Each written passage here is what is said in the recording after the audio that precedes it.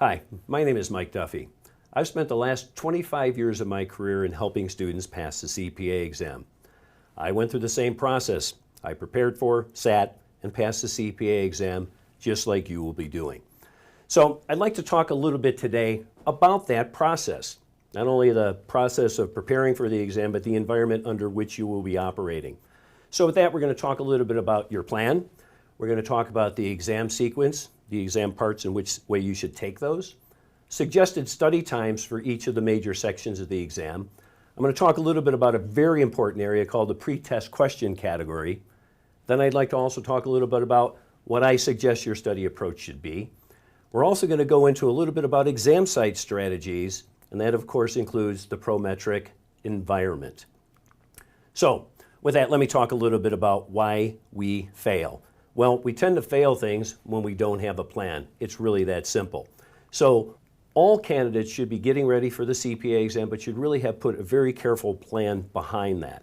Now with CPAexcel, one of the programs that we utilize in our software is a customized exam planner. The student literally will enter the date where they're beginning to study for the exam, when they're sitting for the exam, and our benchmark will calculate how many hours per week you're going to need in order to pass the exam. And this is actually based on students who have taken our course and passed those sections of the exam. So it is a true metric and a true benchmark to help you prepare for the exam.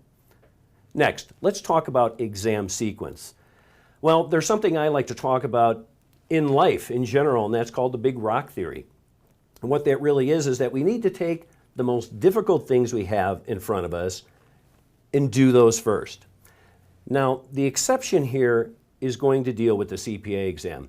So when I look at the CPA exam, I say, well, big rock theory, what does that mean to me? It means pick the area that is the most difficult for you and do that section first. So normally I would apply that process. There's one exception. Given that the BEC section of the CPA exam, when they test you on your essay writing, they will be pulling content from the financial accounting and reporting topics and from the auditing topics. So what I suggest you do when you're looking at your sequence of which sections to sit for first, pick the most difficult section and leave BEC for last so that you've gotten through FAR and auditing before you encounter the BE section where you're working on your essay writing. Suggested study times. Now, the metrics I am showing you here are based on what actual students in the past through CPAexcel have worked and actually passed the exam. So this is a real true benchmark. This isn't a guess. So for FAR, we're talking 130 hours, audit 80, regulation about 110 hours, and BEC 70 hours. Now, what I wanted to present to you next is a little look at the actual exam site and how you're going to be expected to allocate your time between the multiple choice questions and the task-based simulations, related that is to financial accounting, auditing, and regulation. So I wanted to point out two things very quickly to you. First off, we have a suggested amount of time here for the simulations in our financial section. Okay, we have 60 to 100 minutes. And then over here, we have 90 multiple choice questions with a 1 minute 33 minimum suggested time with a maximum of 2. What I want to encourage you to do from a strategy standpoint on the exam is focus on working your multiple choice in the minimum amount of time and allocate that leftover time back to your task-based simulations, because those are the more complicated questions and that's where students tend to have the most difficulty. So let's talk about pass rates and a little bit about pre-test questions. These are true strategies in passing this exam. Now on pass rates, the reason I'm showing you this screen is quite simple.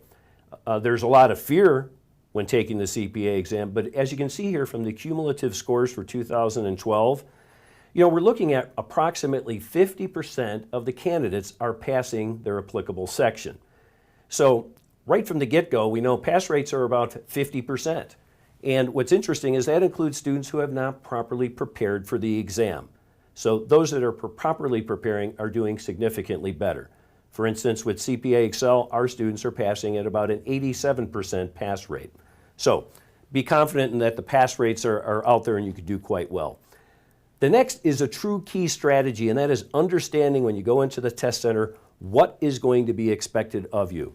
So I'm going to take a look here specifically at the auditing section of the exam. So we're going to deal right here. Now, there's two key areas here. One, we have operational questions and pre-test questions. So you've went through your entire college curriculum, you've gone through several large textbooks, and it's coming down to they're going to ask you 90 multiple choice questions, and they're going to have you answer 7 task-based simulations. All your college career and all your work preparation coming down to this.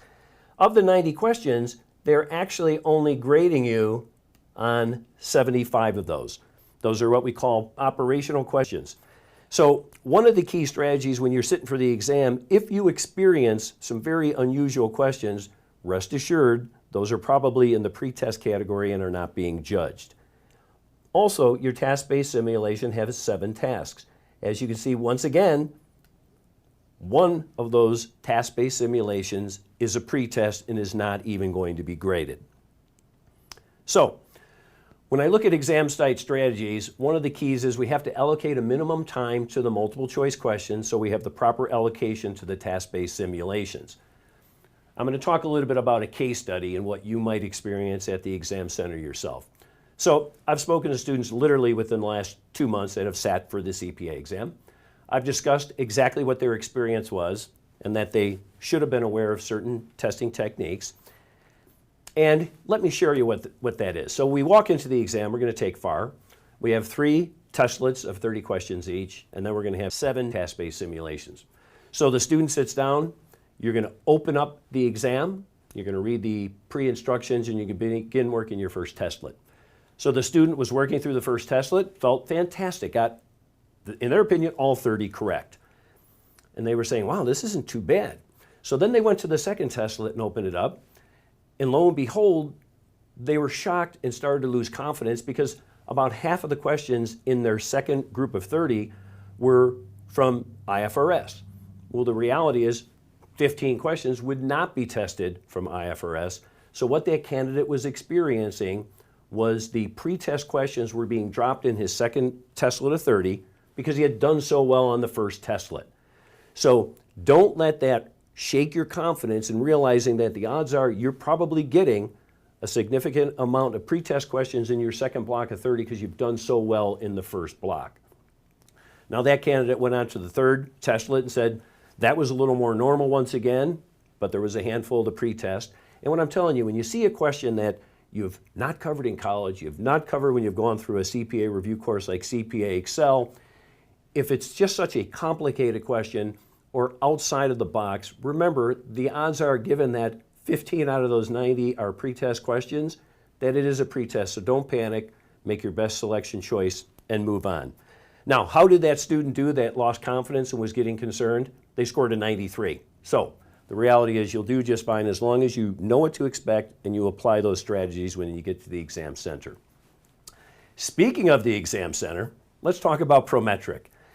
This is pretty much what you're going to see when you walk in. It's a desk, someone behind a desk, and they're going to say, give me your IDs and whatnot. So let's talk a little bit about the rules and regulations, what you're going to have to do. First off, you're going to walk in and you'll need 2 types of ID. That can be a government-issued ID. It can also be a driver's license, a passport. You'll also have to have a secondary form of ID, and that can be a valid credit card, but it can't be a Social Security card. So you have to be keenly aware of what you can bring in as valid forms of ID. Also, keep in mind that those identification cards that you're bringing in must match exactly with your application, how your name was spelled. Next, you'll get a locker assignment. Basically, it's like they're expecting you to take everything off and put it in a locker. It's pretty darn close to that. Next, you're going to have a biometric check-in. Of course, they're going to have a photo ID, and they're going to take another picture of you there to match it up. They're going to do fingerprints, and it's going to be multiple. Literally, they're taking fingerprints from both hands, so don't get ruffled when they keep taking fingerprints of you. They're going to ask you to empty your pockets, and they have a metal detector. And keep in mind, the new rule has now added that you cannot bring guns into the exam center. So they're addressing everything possible. Now, I talked about emptying your pockets. I want to show you what that looks like. Literally, you will be standing there and be forced to pull out your back pockets and your front pockets and even your shirt pocket to show that to the administrator to verify you are bringing nothing into the exam center. Rules and regulations. Let's talk about the exam room itself.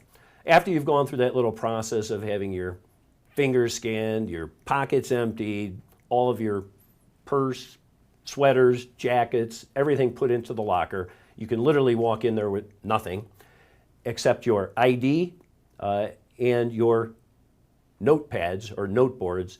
So there's no papers, no pencils. They'll hand you noteboards, which are these kind of plasticky things. So you will have a special pen or marker, and that's where you're going to write down your computations or anything you need to use in order to answer a question. If you use those up, they will replace those. Keep in mind that when your exam begins to run, you're going to have the exam time plus 30 minutes. That 30 minutes is going to be comprised of a couple of things. First, it's the instructions you must read prior to beginning the exam, so you must go through that process and you must complete those. Taking the exam, and then the final is a survey at the end of the examination period when you're ready to leave the room. That 30 minutes isn't a bonus. Literally, that's the maximum amount of allotted time to get those tasks complete. Your exam time will be your exam time. And when your exam time starts, it starts. So any breaks you take are going to be incorporated into that exam time, so plan wisely for that. Now, my suggested study approach. It's always very simple to me.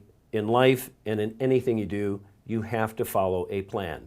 So first and foremost, I encourage you to set up a plan, which is something, as I showed you earlier, that CPAexcel provides their candidates in that process.